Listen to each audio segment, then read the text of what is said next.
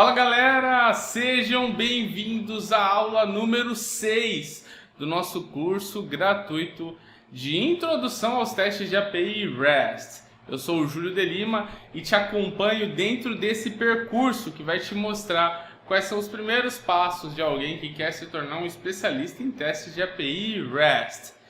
Na última aula nós falamos sobre a instalação da API dentro da sua máquina para que você conseguisse então rodá-la ali, então a partir disso conseguisse testá-la, certo?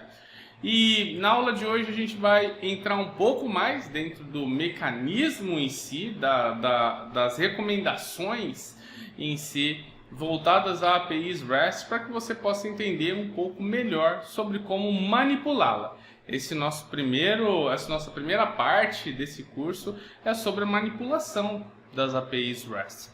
A gente está aprendendo aqui como interagir com ela. Na nossa segunda parte do curso, aprenderemos então algumas características voltadas a testes especificamente, como técnicas, estratégias, formas de pensar, ou seja, sua mentalidade, dentre outros, até chegarmos até o final, tendo dicas de como você conseguir ir melhor em entrevistas e também já saber quais são os seus próximos passos.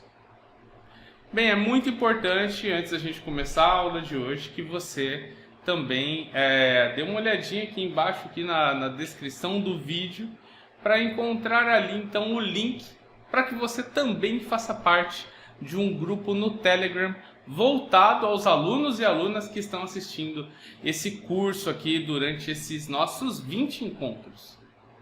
Participando desse grupo, você pode discutir com seus amigos. Eu estou lá dentro também para poder aconselhar você. E dessa forma, a gente consegue ter uma interação muito maior do que essa apenas aqui através desse vídeo. Beleza? Te espero lá dentro do grupo do Telegram. O que são headers? Headers são ali, basicamente ali uma parte dentro da requisição que você vai enviar para um servidor. A gente já falou sobre requests e responses, então é uma parte dentro da sua request, onde você coloca algumas informações que são informações técnicas.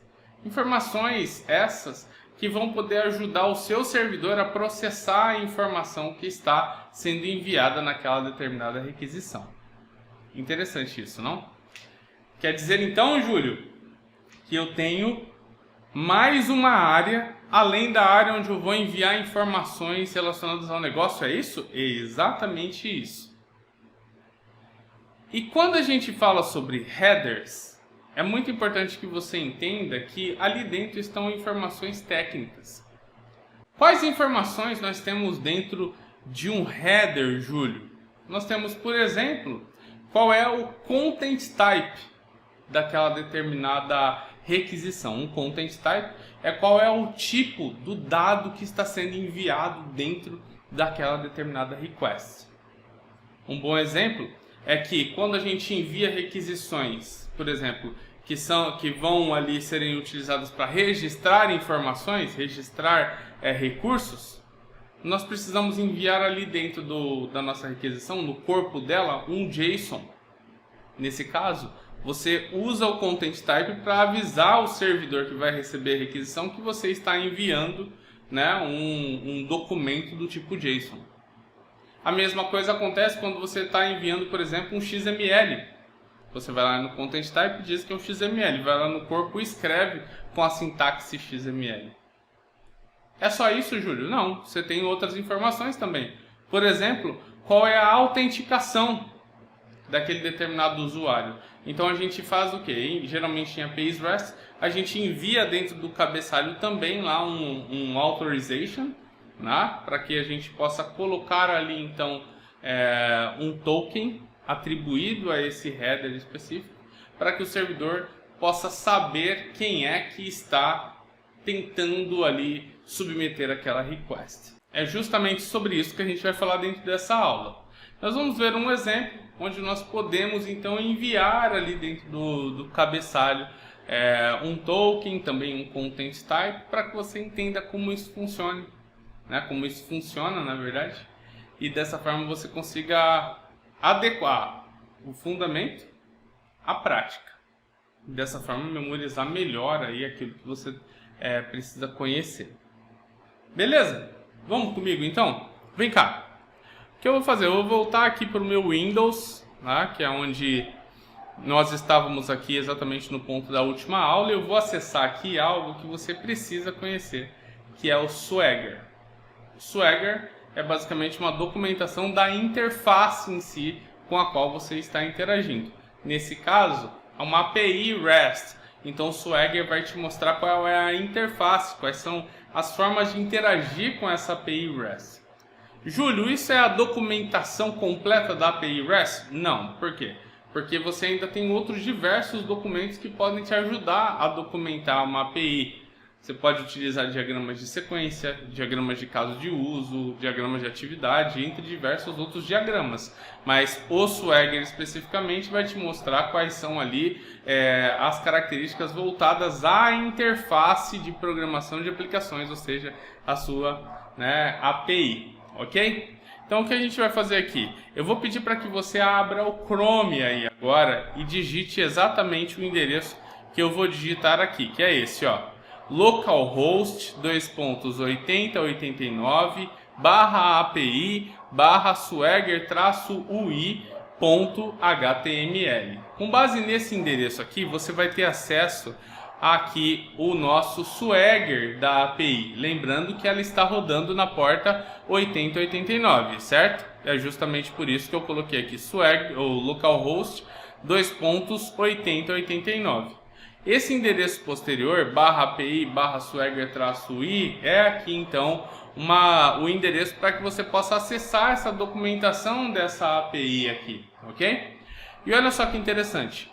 Lembra que 2 aulas atrás a gente falou sobre controllers, services e repositories? Pois é, aqui você consegue ter acesso, dentro desse Swagger, a alguns controllers que nós temos dentro da nossa aplicação. São eles: o controller de autenticação, que é para que você possa se logar. Você também tem aqui o controller de gerenciador viagens, que é basicamente o controller de viagens. E nós temos aqui também o controller de status, que é para você ter o controle do status da aplicação. Qual desses daqui a gente vai utilizar nessa aula? Vamos utilizar aqui um método que nós temos aqui e um endpoint, ok? A leitura do Swagger é mais ou menos nessa forma. Essa tagzinha aqui demonstra o que é o método, e já já a gente fala sobre métodos. E aqui do lado direito você vê qual é o endpoint aqui que a gente está lidando. Aqui nesse caso é o endpoint /v1/auth, ok? A gente também vai utilizar um aqui do gerenciador viagem controller, que vai ser o post viagem. Novamente, método post com o endpoint viagens. Essa daqui é uma dica para você que também vai estar começando a testar APIs REST. Você vai perceber que aqui o nome do endpoint acaba sendo um substantivo no plural, ok? Isso daqui é também uma recomendação de quando você vai definir seus endpoints. Bacana, né? Você vai ver que existem outros métodos aqui. Júlio, o que é um método? Não se encane por hora com o que é um método. Pense que apenas você tem um método. Olha só, então aqui tem um método get, ainda tem um método put, ainda tem um método delete. Pelo conhecimento básico, padrão do que são APIs REST, eu posso dizer para vocês que post é utilizado para criar um recurso dentro do seu servidor. Então veja, post/v1/viagens serve para quê? Para cadastrar uma viagem. Get serve para retornar informações do servidor. Então o get/v1/viagens serviria para retornar viagens, ou seja, você ter acesso a quais viagens estão registradas. Enquanto o post/v1/viagens cadastra uma nova viagem, o get retorna todas as viagens contidas lá dentro daquela determinada API REST. Olha que interessante isso daqui. O get/v1/viagens /um ID qualquer. E aqui pensa que quando a gente registrou, com o post viagens, que criou lá sim uma nova viagem de ID 5. Se eu quero ter informações de todas as viagens, eu faço get /v1/viagens. Ele me traz todas. Se eu faço get /v1/viagens/id, ou seja, aqui no caso o ID número 5, eu vou trazer informações apenas de uma viagem. Entendeu a diferença do /v1/viagens para o /v1/viagens/id? Com ID retorna apenas um. Com viagens retorna todos. Ok? Put /v1/viagens/id, geralmente utilizado para que você possa alterar um recurso que está no seu servidor. Então, por exemplo, tenho lá uma viagem que tem o local de destino Manaus. Quero mudar, quero fazer com que o local de destino seja São Paulo. O que eu vou fazer? Vou então utilizar o put, e o put vai me permitir que eu faça uma mudança, né, em um dos recursos que eu tenho dentro do meu servidor. E o delete /v1/viagens/id deleta, ou seja, apaga, remove o recurso de ID XPTO. Se você colocou aqui um delete como método /v1/viagens/id número 5, você vai então remover aquela viagem que você acabou de registrar. Isso daqui você precisa saber porque para que você consiga ter uma noção muito clara de quais são as ações que você pode realizar. Como eu disse para vocês, por recomendação default, get serve para buscar informações, post serve para registrar informações, put para alterar informações, delete para remover informações. Entretanto, o post ele tem uma característica que é muito, mas muito utilizada, não só quando você vai inserir, mas também quando você vai buscar algum tipo de informação segura. Vou te dar um exemplo aqui, tá bom? Veja só, Authentication Controller. O que a gente faz aqui nesse Authentication Controller? A gente está fazendo aqui um post /v1/auth. Nesse momento você deve estar assim, como o Júlio falou, post é para inserção. Então está inserindo uma autenticação? Não, não está inserindo nada. O que esse post aqui está fazendo é buscar informações sensíveis. Nesse caso aqui, para ser um pouco mais específico, esse post aqui vai enviar informações sensíveis. Por enviar informações sensíveis, ele pode ser utilizado. Por que isso? Porque quando você envia informações sensíveis via post, ele encapsula e então ele criptografa a informação que está dentro do post, se você estiver utilizando uma aplicação e um protocolo HTTPS, que é um protocolo seguro de HTTP. Bem, o Swagger não mostra apenas qual é o método e qual é o endpoint que você pode utilizar.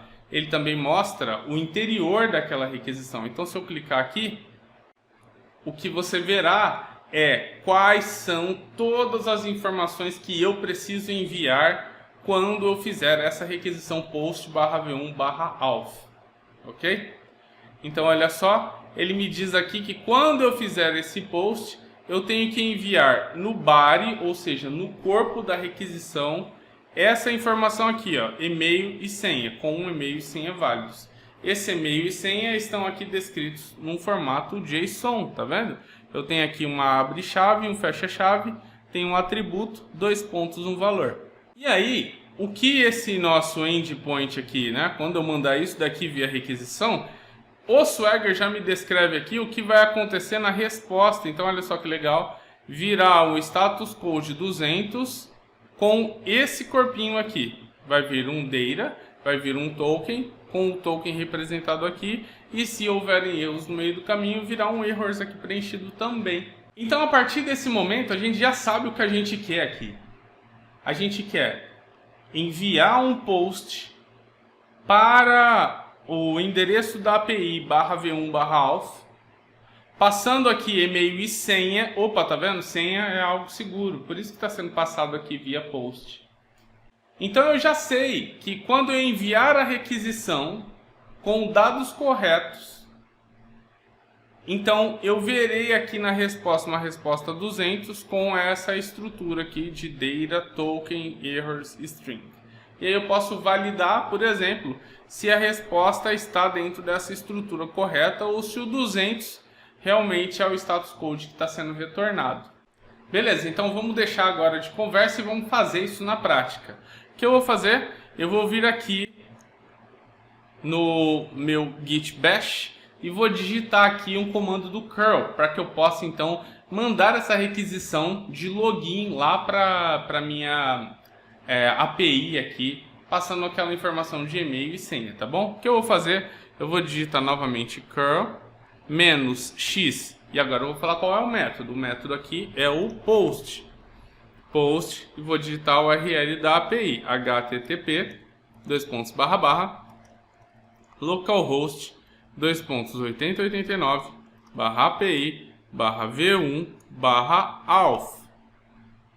Esse daqui é o endereço do meu endpoint que eu quero chamar para fazer a autenticação. Agora, né, isso daqui era o que a gente tinha aprendido até a aula passada. Nessa aula agora a gente vai aprender como passar um corpo na minha requisição. O corpo é o que está lá dentro do nosso body, que nós vimos no Swagger. Isso daqui, ó, e-mail e senha.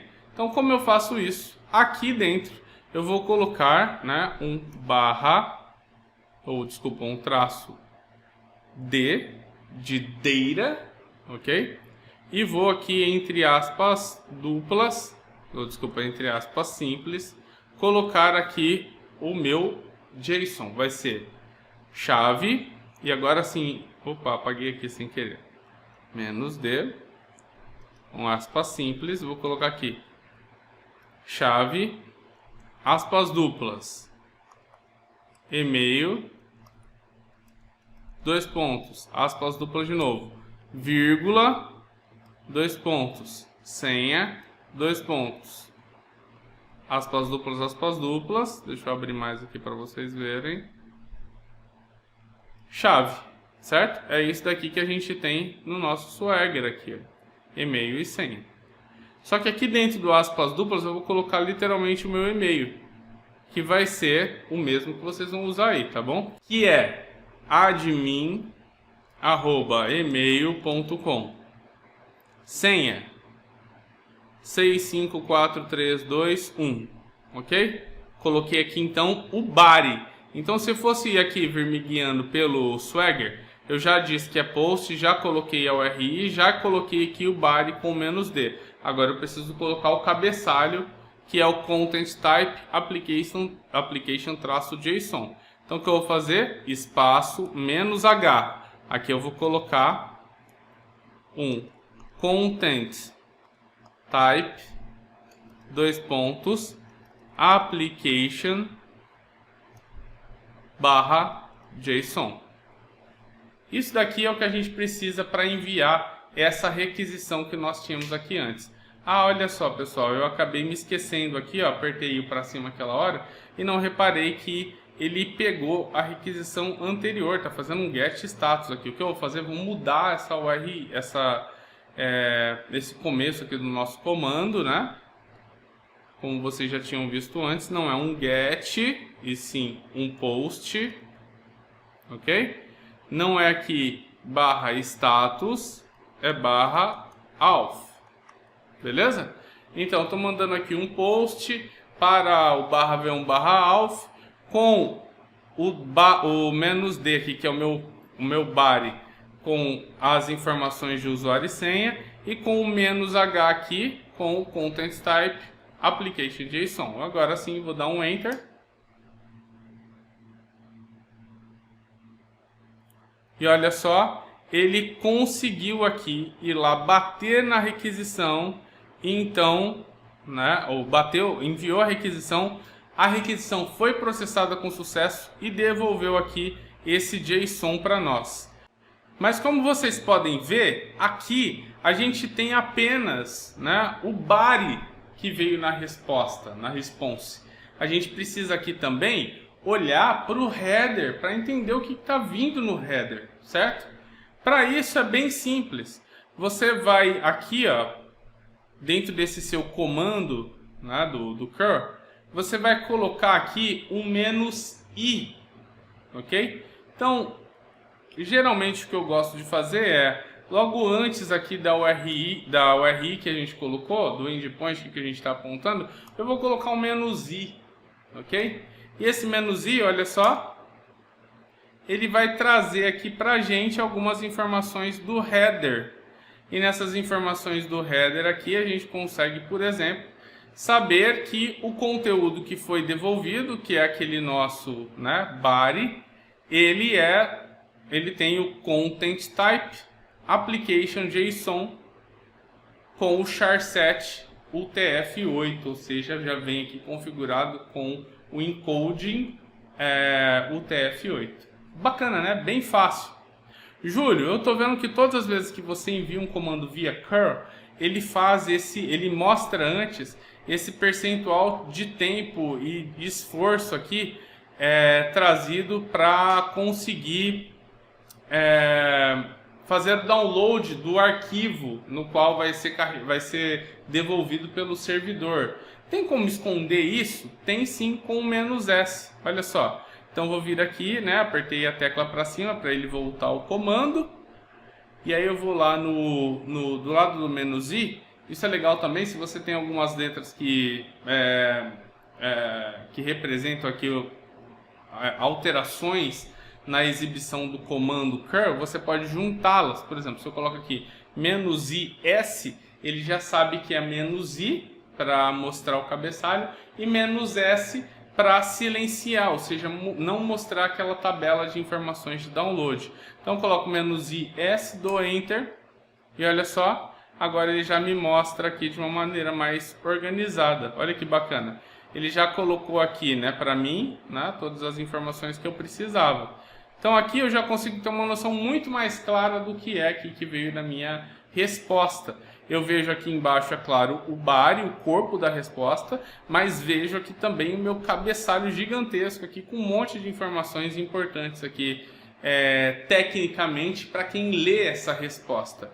Uma delas que é muito importante para mim é saber, né, qual é ali o content type. Então aqui estão os headers da resposta, aqui está o nosso content type, que é um application JSON.